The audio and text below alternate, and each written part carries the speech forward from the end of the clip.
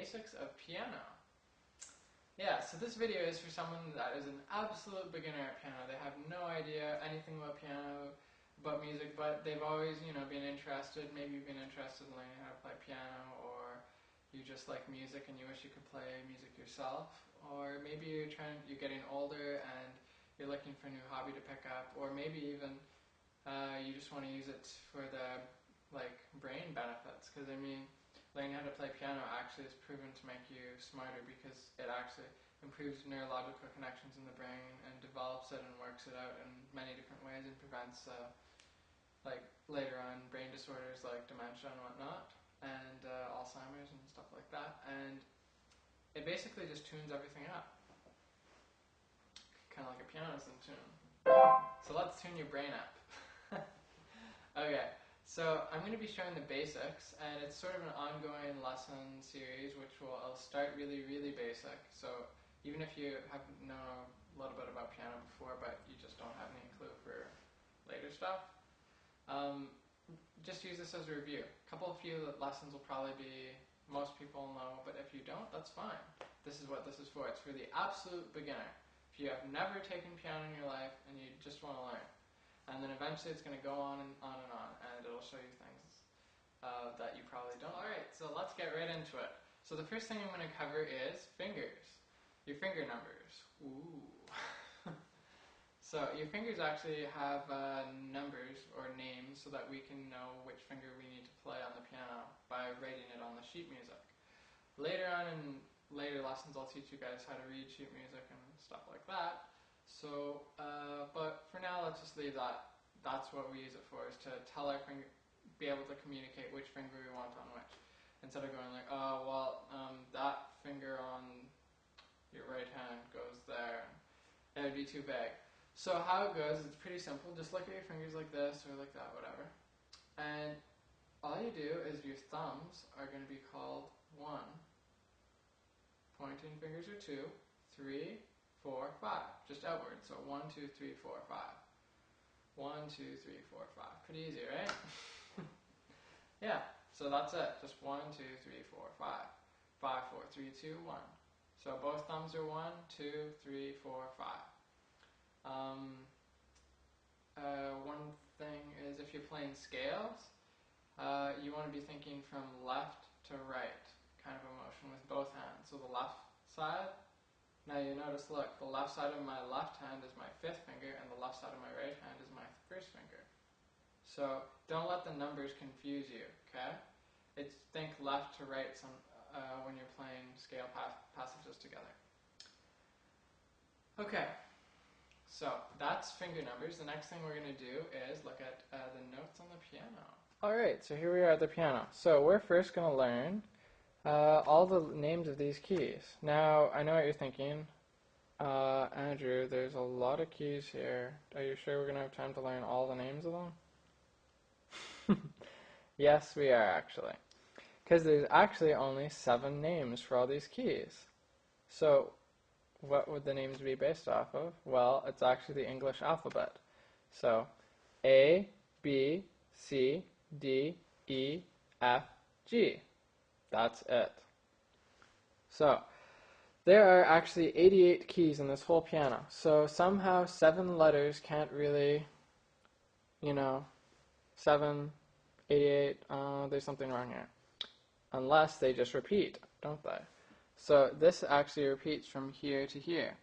So on a standard piano, like a full-size standard piano, like a grand piano like this, or a full standard regular piano, there's 88 keys. Other keyboards have different amounts of keys, but this one just has 88, okay? Alright, so at the very bottom of an 88 key keyboard is an A. So it starts at the first letter, with the first note. Because this is actually the first note, because it goes this way in piano. It's always going from left to right, just like when you read. So this is the bottom, and that's the top. So the bottom note is A, and it goes A, B, C, D, E, F, G. So if you ever get lost, that's all you do. You just go down to the bottom of your piano and you go A, B, C, D, E, F, G. And then you find whichever note that you're looking for and do that. Okay, so that's the bottom of the keyboard. Now up at the top, the top note is actually a C. Now, how do I know that? Well, I know that because of the black keys. The black keys, there's 2 of them, and then 3 of them. 3, 2, 3, 2. And they're all throughout the piano. And what do? They actually tell me where I am at the piano. Because these black keys could have easily just been made into white keys and then pushed into the spaces in between, right? The whole point of these is to actually be able to determine where you are playing. Because imagine if someone's just like, okay, well, I'll play the 71th key up here, not 71th, 71st, 71st key, and then like the 29th and the 38th together or something like that. How would you really know, right? Because there would be no way to count that this is A or C or whatever unless you have these, because that actually shows the shape of the key and it gives you an idea of where you are. So that's actually how you find the key you're looking for when you're playing on the piano. Now, this is the easy way, like the fail-safe way is just to go A, B, C, D, E, F, G. And then I have a couple tricks for learning how to memorize those keys. So to find a C, which is the most important key, basically, well, it's not really the most important, but it's the most centrally used. So there's the C up at the top, the A at the bottom. Now in the middle, we have what's called middle C. And that's middle C right there. All we do is we look for 2 black keys, and then to the left of that. And that's C. Now, if we're going to find A, so A would be you find 3 black keys, and then go to the middle one of the 3, and then go to the right. So 3, middle, right. Now we go somewhere else. 3, middle, right. That's an A. These are all A's. And those are all A's. Okay, so A starts there. If you ever want to find, you want to just count up the letter of the alphabet, you just go find those 3 black keys and go A, B, C, D, E, F, G. A, B, C, D, E, F, G. So that's how that works. Now, there's other ways to memorize them, because eventually you want to make it so that you can just look at a key and know its note name. So I've done that with people in my lessons. Like the first lesson, they know all the keys on the piano and they can hit the keys. So it is possible to learn it very quickly if you just want to. The biggest part of piano, just like anything else, is the amount of determination you have to learn it. So it's mainly up to you and how much you practice. And then the information I give you, you can use as tools to speed up your progress. Okay, so this is C. That's A. So A is to the right of the middle black key. And C is to the left of the 2 black keys. Now, we have another one called F. So we go 3 black keys to the left. So look at this. C and F look very similar, don't they? They almost look like copies of each other. If you only had 2 black keys here and 2 black keys here, they'd look identical. So what we actually have to do is we have to see the difference between this is 2 black keys and that's 3.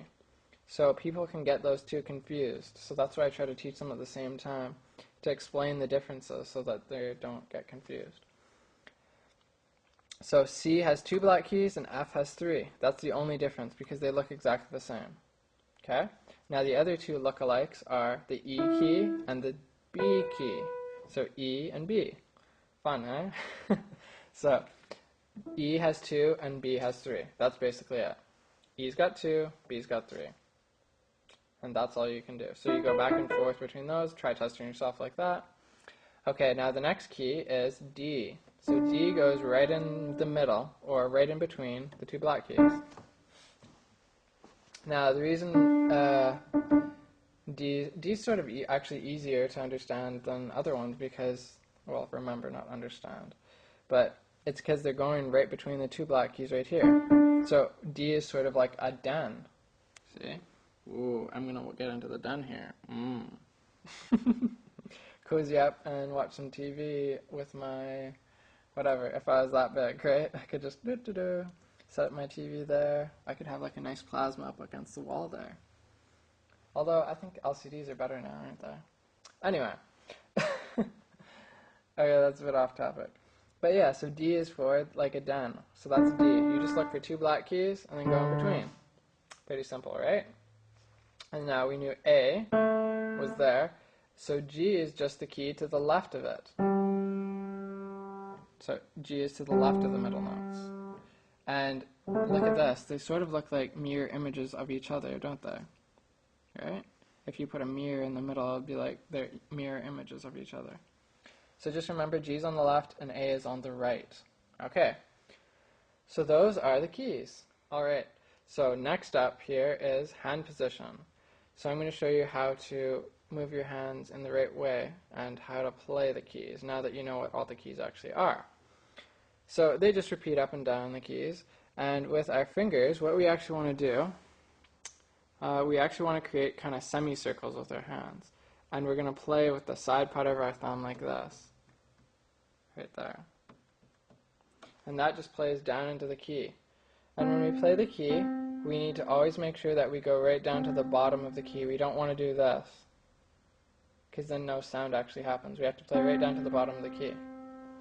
What makes it louder or softer is how fast we depress the key. If we go, it's loud. If we do it slowly, it's softer. So just think of pushing more weight in to get it louder, and then just letting the arm weight of your hand just do the work for you if you're trying to get a soft sound. Okay? So that's how you press the key. Now, that's with your thumb. Your thumb is actually the most awkward finger you have. Probably some of the best ones, the best fingers for playing passages are these ones. Your second and third finger are your strongest two fingers, and then your fourth and fifth are kind of together and they're a little bit weaker. So they take more training. So you're probably going to find it easiest to play with these three fingers because we use them the most. Because how often do we ever use our fourth and fifth finger to open up a bottle of milk? Never, right? So they need a little bit more training to get the neurological connections, created and stronger in those areas. So if you're finding, oh, my fingers aren't listening to me, I just can't play piano, don't worry about it. It'll all come together soon. You just got to practice and it'll be fine in no time. Okay, so when we play on the piano, we actually need to keep our hand very mediocre. We don't want to do this with our wrist. We don't want any wrist up or wrist down. We just put it in the middle. We don't want to be pushing our hands way up in the air or way down. We don't want to be playing like this. Like this is horrible to play piano like that. That's just a very, very bad posture, and it's not good. So what we want to do is keep our hand kind of level with the floor. So we're not going to have a dip in the wrist, anything too crazy. But the main thing here is not to get a stiff wrist. You don't want something that's stiff. We don't want to get stiff, we want to just be relaxed. So it should feel like your hand is light and feathery. Okay, so keep your hand level with the floor, and then your fingers are sort of like bridges or archways. And you're just going to transfer the weight into those fingers. So what you can think of is you can think of a bridge. And there's green grass on one side and green lovely grass on the other. And then there's this cobblestone bridge, and it's going over these sparkling little streams and everything, or like a river.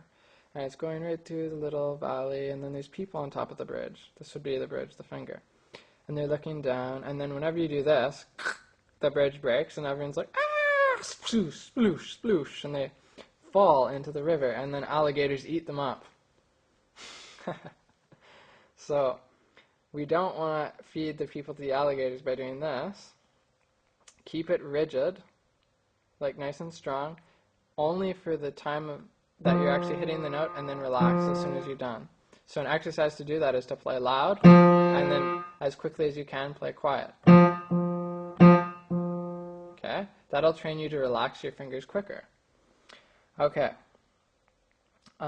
So you're going to push down into the key, sort of with the arm weight that's already in your arm. And I'll get into more detail with that in a later lesson. So keep the fingers curved. Never do this. That's very bad. Keep them like that. Okay? And we're not going to overcurve them like this, because that's bad as well. You just let your hand drop and see how my fingers have a natural curve. Then I just let them kind of go onto the piano, and they were good. So keep them very relaxed. Okay? Now I'm going to teach you how to do a C major scale. So C major scale is one of the most basic things you can do. So we're going to start off with a 5-note finger pattern C major scale. Why is it called 5? Because I have 5 fingers. So we're just going to play 5 notes. So we start on guess what note for C major scale? C! So you find 2 black notes, put our 5th finger on C. Okay. And then we're going to play 4 on D, and we're just going to go up.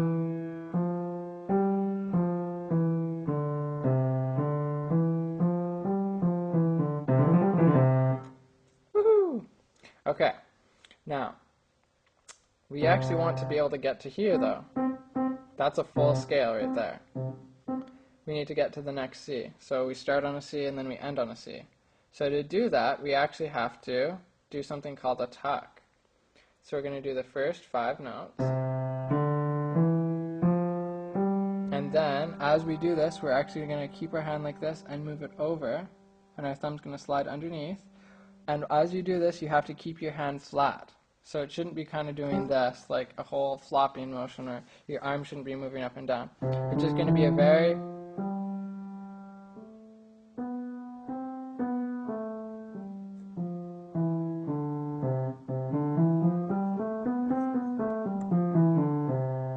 Okay.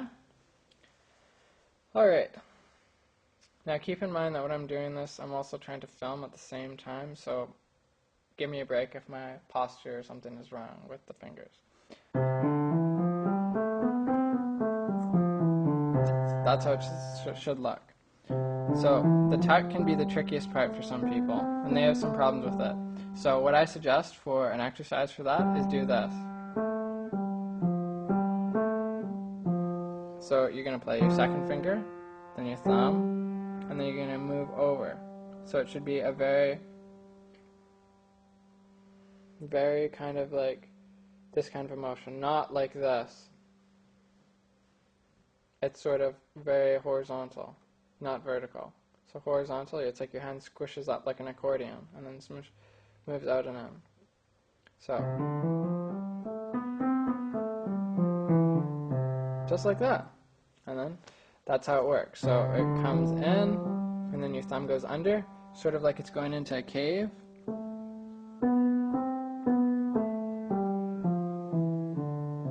And that's a C major scale. It goes from C to C. Okay, so when you're doing it, you should aim for a nice tone, so all the notes should sound even. You don't want this.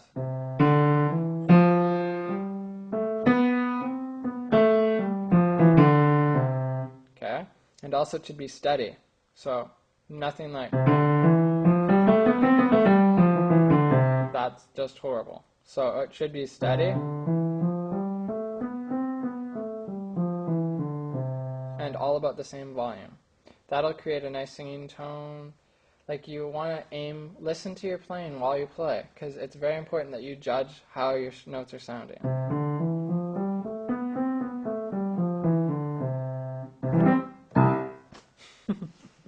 Okay, so that's that. That's a C major scale. Now we're going to learn Twinkle Twinkle Little Star. Okay, so Twinkle Twinkle Little Star has 2 main themes, or sections. The first one goes like this.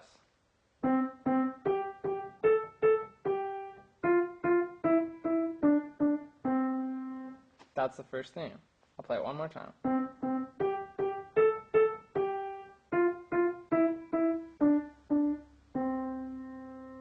Okay. Now, it starts on the C with your thumb, and then we're going to move our pinky like that because otherwise it gets into this weird crossing finger pattern, and I don't want to do that on the first lesson. Okay, so that's that. Now the second theme goes like this.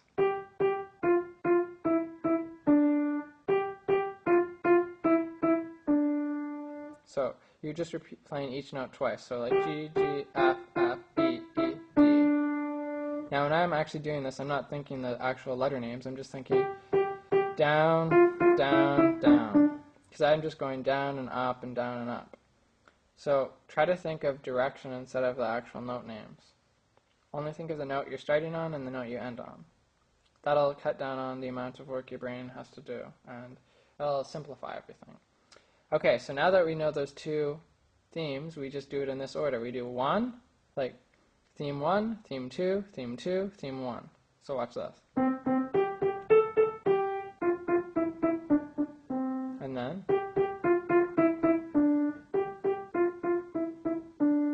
back to theme 1 again.